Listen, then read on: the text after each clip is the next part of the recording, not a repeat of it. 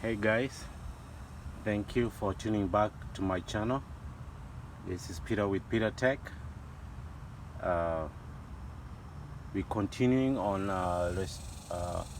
putting back together the Honda Civic SI. It's a 2003 SI hatchback. Well, we had to replace the motor. It went out. The compression wasn't on cylinder number 4 went out.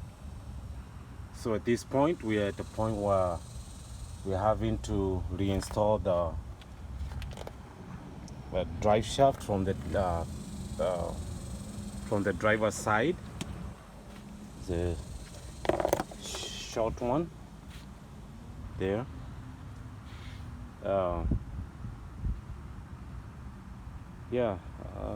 Let's get to it. Before I start, if you're a starting technician, I post these videos too on Facebook, and someone was asking how is a mobile mechanic industry like. I would say it's promising. If you're an upcoming technician, it's really promising, especially if you know what you're doing. Do it to your best level, be honest about it, and you keep moving. I mean, 10 years in this, and I'm still on it. And yeah, so some of the tips are, if you don't have a company, an LLC, where you're able to buy parts, or if you don't have a lot of money at the same time, you can always go find tools. Like I wanted to show you guys this. This here costed me $3. This, that, a 14mm socket from Husky, I believe. Yeah, Husky's, another Husky's 13mm, and a 14. I don't know what brand is this. All that costed me $3. If you go to a resale shop, they come the pawn shops. I find a lot of my parts there. I don't have a lot of money to spend on new tools, so I go around shopping. I've had luck with that. If something breaks, it's not a lot of money. I mean, $3. If you can beat that, let me know, and I can come shop at your store or wherever you shop. Otherwise, I mean, that's how I get most of my tools, and I've collected a lot of tools over the years. Anyway, guys, let's get on to the job at hand. So the spline side, or both sides are splined, but the short with no mounting point goes into the transmission is a little rusted, so I have to clean it up a little bit. Make sure again the boots are fine. The counterweight, if this is torn, you're gonna have some vibration at high speeds, so this looks good on us. The boot on the suspension side is still good, has a little rust. We're gonna clean out that one. Okay, and the mounting point is still good, so that one mounts onto the driver's side, is the short side. So what I had done is I had left the way to do it is to, let me show you guys, instead of trying to explain. I guess that's why I'm doing a video, right? To show you guys. So what I done is, if you come down here, oops, sorry, you see right there, I had put it back a little bit. You remove the counter pin. Okay, take your, this bolt here is 17. I have a 17 in hand. Okay, it's not tight. Okay, take it off. It's not, it should come fairly easy. If not,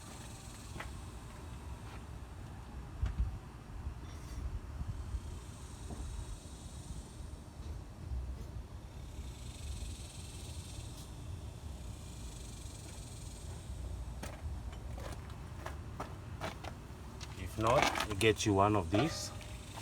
It's gonna wedge in there like so.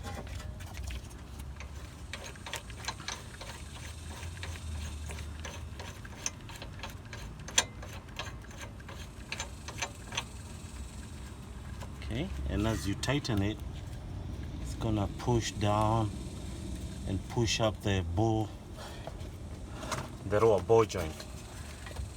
Okay.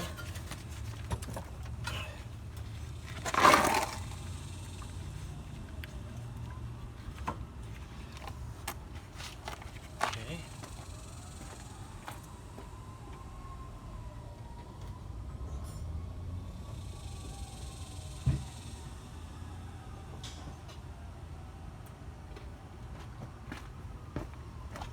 I use my trusted crowbar and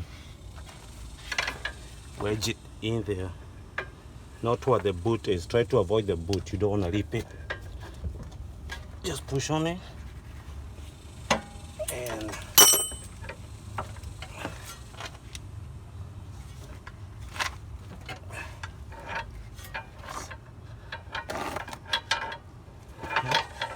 trying to avoid the boot.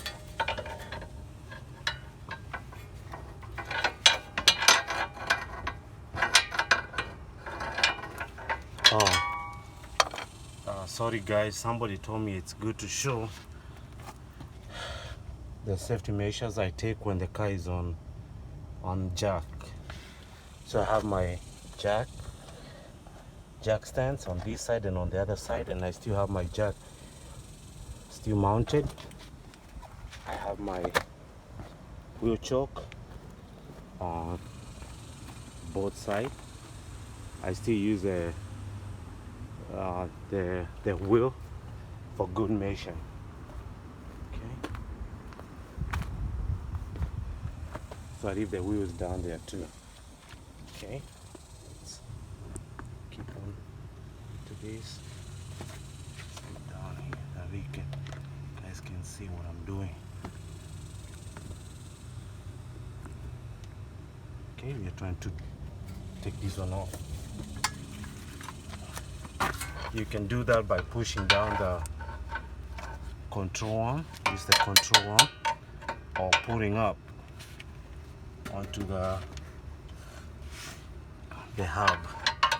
One or the other will work. Okay.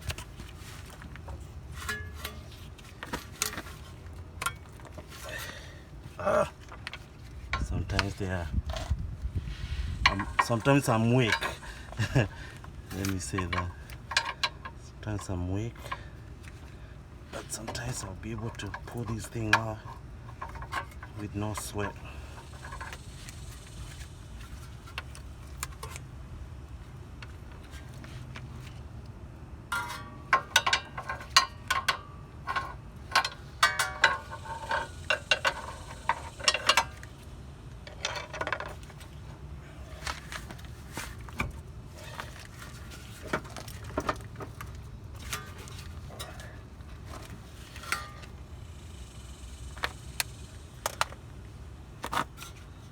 I need to push this one downwards. Push the control down. That's what I'm trying to figure out how to do it without any damages. Anyway.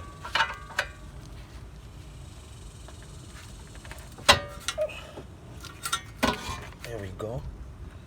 Okay. This whole thing will move on the side. See, of course this one has a coilovers. The mounting point up there has a bearing that allows this to move out of the way. See, you have enough space to put your CV axle through. Okay, sit you guys down here and readjust you. Okay, so I'll use a budgie cone and move this out of the way.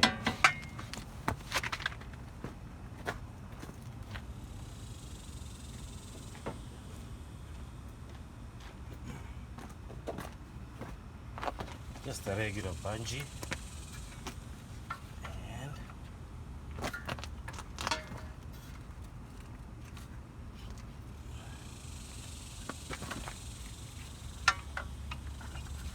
let's see. Let's make sure you're not putting any tension on either the brake hose or the speed sensor. None of these wires are stressed.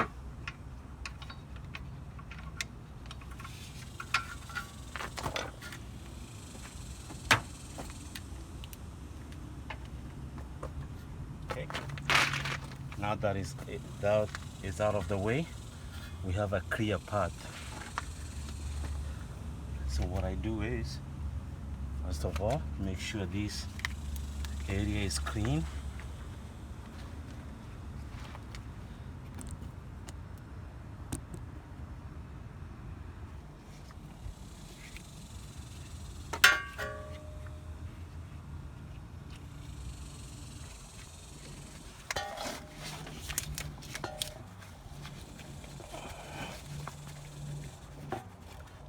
Okay, make sure the seal is still good.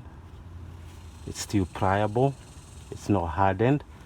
So we know it's gonna seal on there good. Right there. All clean, okay? We move back onto our CV axle. Give it a little clean. I'm just using a brake cleaner. Okay. Clean it good. Again, this rocking pin here, this one is very important. Make sure it's on there, because once it gets in the transmission, it prevents this one from backing out. Okay. All clean on that side. Let's clean out this rust a little bit.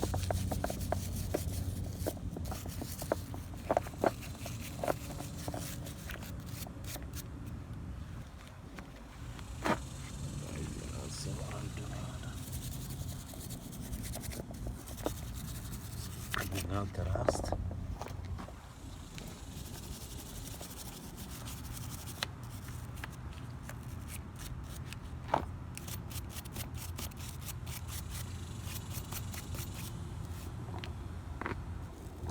It's not rust per se, it's like dust.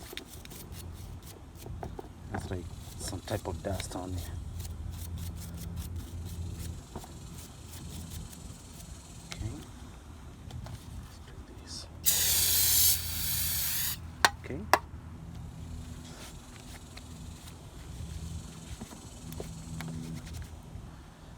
Okay. I'm gonna apply some. Okay. Going everywhere.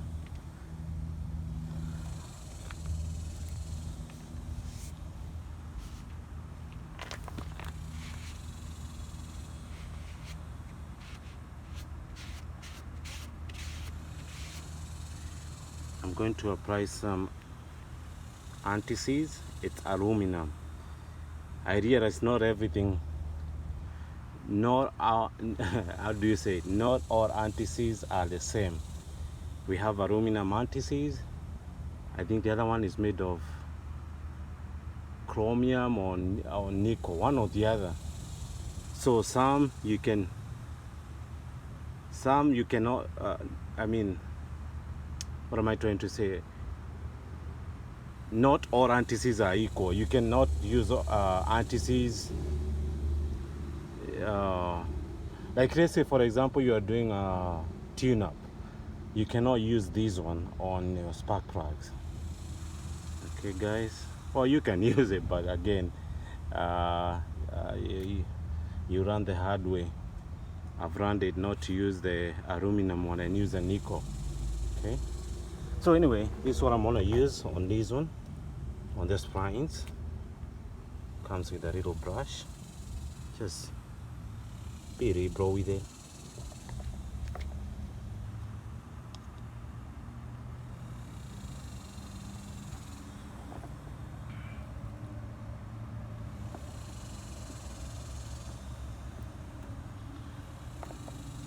You notice I'm applying it on the edges. So what will happen is, as I push it onto the other springs, it will spread out to the other side, to the other points. Okay, now we have those 2 points clean. Okay guys, let me put you down right there and make sure that you can see what I'm doing. Okay, this point,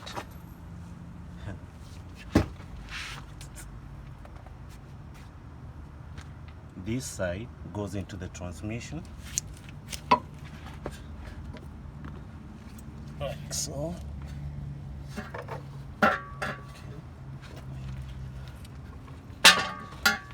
Make sure you are lifting it up so that it doesn't tear the seal on the transmission side. Okay, give it a little, as you turn, give it a little, there you go. You can hear that crank, so you know it's seated all the way. Okay, you guys, it's